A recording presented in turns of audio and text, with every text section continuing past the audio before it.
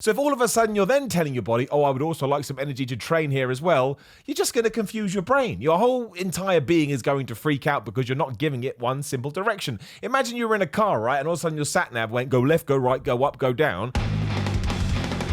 Simon out the board a-hole here. Thank you for joining me as always. And it's one of those videos where I've noticed my Instagram comments, cheap plug at Simon316, is full of people saying, Simon, what should I have before I work out? What should I have during a workout? And what should I have after a workout? And I was like, I'm not sure we've actually gone through them individually here on the channel. And it's always good to have content. So let's sit down and we can have a chat about it. So the biggest piece of advice I can give you in terms of your pre-workout is to get your meal in 60 to 90 minutes before you train. Again, you know how your metabolism is going to work and you can adjust this time that fits you because everybody is different, everybody is an individual. But what I have found is if I eat too quickly before going to working out, I have a really sluggish workout. I don't really feel myself. I feel quite tired and I don't feel like I'm getting the pumps that I would want. And don't forget, the whole reason we're going to the gym in the first place is because we want to get pumped. We want to get twice the size that we are. By the time we lose that size, we get all sad again. It's just a circle of going to the gym. And the reason for that is quite simple. Like if you've eaten a bunch of food, your body's main priority will be to digest that food and get you back to a state of zero or balance you out,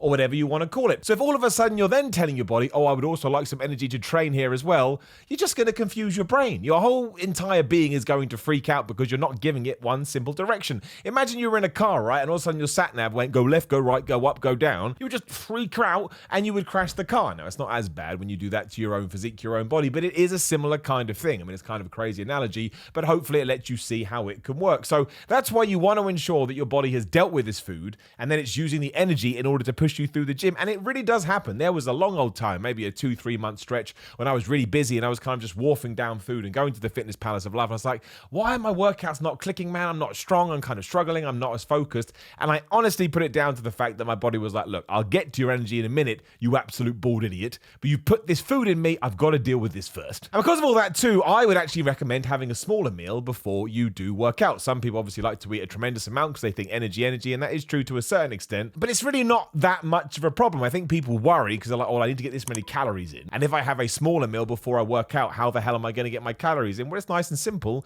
You just balance it, out through the rest of the day. So let's say that you're having 1,000 calories for each of your meals, which I doubt very much. You could drop down your pre-workout meal to 500 and you could up another one to 1,500. Again, they are crazy, crazy numbers unless you're like a professional bodybuilder, but that is fine. Like not every single meal has to be exactly the same as everything else. And you need to sort of learn what your body enjoys and what it can adapt to and then adjust your training schedule and your food schedule and your diet schedule in order to suit your own body. That's just one of the things. It's why going to the gym and bodybuilding, lifting weights, whatever, is just trial and error. Because you can take all the advice I'm giving to you right now and then actually realize, oh, well, Simon, I prefer throwing food into my face 5 minutes before and I have the best workout ever. Now, I doubt that very much, but is there a case where it probably could be true? Of course, because again, it comes down to the individuals. You probably want to know as well, how much carbs should I be having during that meal and how much fats and how much protein, and I can't tell you that because I don't know what your physique is, I don't know how big or small you are, so it's going to vary massively. If I say get 50 grams of protein in, that may not be true to you, so once again, it's just something you're going to have to find out. But you do want to make sure you're getting all of them in. Of course, you know the reason why you want protein.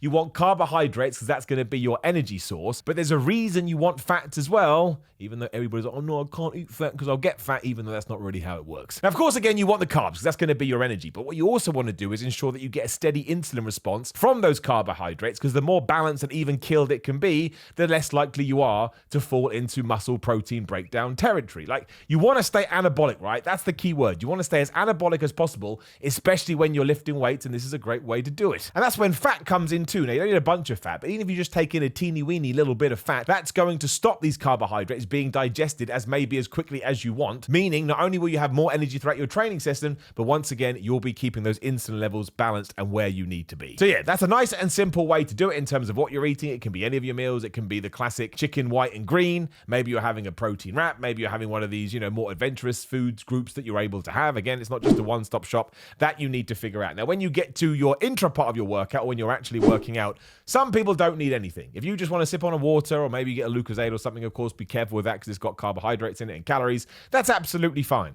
I like taking an intra-workout shake. I use this one. I'll make sure it appears on the screen right now. I have no affiliation with them whatsoever, but it was introduced to me a few years ago, and I've always done well with it, so I was like, well, why the hell wouldn't I just carry on with it? The dream ingredient in this, though, is clusterdextrin, because it doesn't need to digest. It basically gets right into your system, so not only is it going to give you a boost as you're lifting weights, but it's also going to give you a little bit of a pump, and again, we've discussed the pump. It's all you live for. I'll also mix it with EAAs as well, so once again, I'm just completely protecting myself against muscle breakdown, what we just talked about. But these kind of things are expensive, and I really don't think that if the rest of your diet is on point and you're eating well, that this is a be-all and end-all. Like, if you don't take one, you're not all of a sudden going to become catabolic and lose all your gains. And on the flip side, if you do take one, you're not going to be an anabolic monster and get super duper huge. I just like it. It works for me. It also tastes nice, which is also good. But do remember, this stuff does have calories in it. It's not magic carbohydrates. I think I take one scoop of mine and it's around about 110 calories. So maybe you'd rather take that 110 calories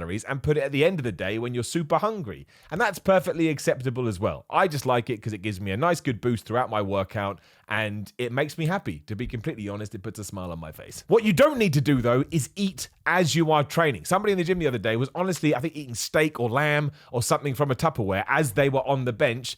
And that's just going to tie back into the problem we were talking about earlier. Then you're going to trigger your digestive system and your body's not going to know what's going on. You're going to have a crappy workout and you're not going to know why. You don't want to feel overly heavy when you're lifting weights. I mean, it's quite a strain on you as it is. Why would you want to put yourself in a more uncomfortable position?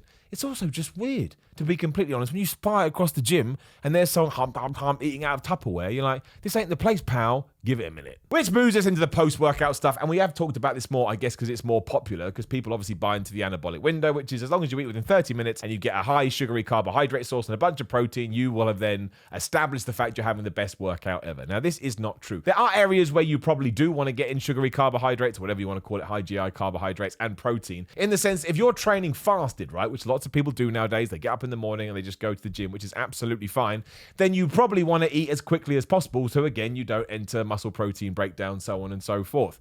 You can do it the other way as well. But I mean, if you take all of my advice on, which I'm not saying you should do, I'm just saying, they don't have to worry about it that much because you've already protected yourself. Your system has been ticking over while you have been training because you've been putting carbohydrates in there, so you don't need to run home and stick a bunch more food in your face. That's not to say that you can't do it. Again, I take a drink like this, but do I eat as soon as I get home? Yes. And as I've told you before, it's because I'm a fat pig and I get really excited about eating. But it doesn't affect me massively. But if you want to get home, have a shower, and then just chill out for a bit before you do have a meal, of course you want to eat at some point because otherwise you will start to go into a catabolic state, then that's totally fine. Just make sure, as always, you have a well-balanced meal. Make sure you get some lean protein in, make sure you get some good carbohydrates in. You could probably add a little bit more fat there as well, should you so choose, again, depending on your daily macros. It really, really does depend. But yes, fasted workouts, you probably want to slam it as quickly as possible. Non-fasted workouts, when you've done all this and you've already got a bunch of food in your system, you really can chill out a bit, which is great, because sometimes you leave the gym and you get stuck in traffic. You're like, oh my God, I'm going to waste my workout. No, you will not. Ultimately, though, the more you do this, you're going to learn what you can and can't get away with and what allows you to be your optimum self when you are in the fitness palace of love, the gym, and what gets you the best strength gains and allows you to do progressive overload, which is the most important thing in the world. But the other thing I do want to stress is a lot of stuff that we've mentioned. Again, it does cost a lot of money. And you shouldn't be making yourself bankrupt for the gym, because that would be absolutely nuts. But that's what I would do. I think the most important maybe bit of information, just because I don't see it very often elsewhere, is to give yourself a good hour at least before you have eaten. So after you have eaten, I should say, before you go to the gym, because that is really something that ironically weighed me down. Like, and as soon as I actually allowed the body to do what it needed to do before we could move on to phase 2, which was lifting weights, it really was like a game changer for me. And we can all, fall into these pit holes now and then, because, you're in a rush, you think, oh, I'll just eat and I'll get to the gym, blah, blah, blah. But every time I didn't do it, and it took me a while before sort of the light bulb went off in my head, it was so much better. So I will push that one on you harder, but you may have a great metabolism. You may be able to eat and sort that out within 30, 45 minutes, which is also cool. But I will tie into this. If you read about on the back of a lot of pre-workouts, they'll say, oh man, try and have as empty a stomach as possible, which is really hard if you're going to the gym in the middle of the day. But if you do give it that 60 to 90 minutes break, then more of it is probably going to be, well, effective's not the right word, but you're probably going to get more of a buzz from it, and don't pretend that's not why you're taking pre-workout. Of course it is. Really, this has been a giant video talking about how much we all love the pump. Now, please do leave a comment below, and definitely leave a comment below because YouTube loves it. It's for the algorithm, and let me know. Maybe you don't agree with what I've said. That's fine. As I always say, day, you got to take all this stuff with a pinch of salt and see what works for you. Please do like the video, share the video, and subscribe. Click the bell, ding ding, notification squad, so you know when other videos are going live. There is another video going on the screen. Please do give it a click. I'm on Instagram and Twitter at Simon316. I have a Patreon if you want to support the channel that way, so we don't do crazy views. Patreon.com/Simon316. I've got merchandise. Another way to support Simon.BigCartel.com. Also in Greg Doucette's new cookbook, where they have a bunch of good pre-workout meals in their description below, and you can use a code to get 15% off. But otherwise, hopefully this helps. That's the idea of the channel. I try my best. Sometimes I succeed. Sometimes I fail, much like in life, and I will talk to you soon.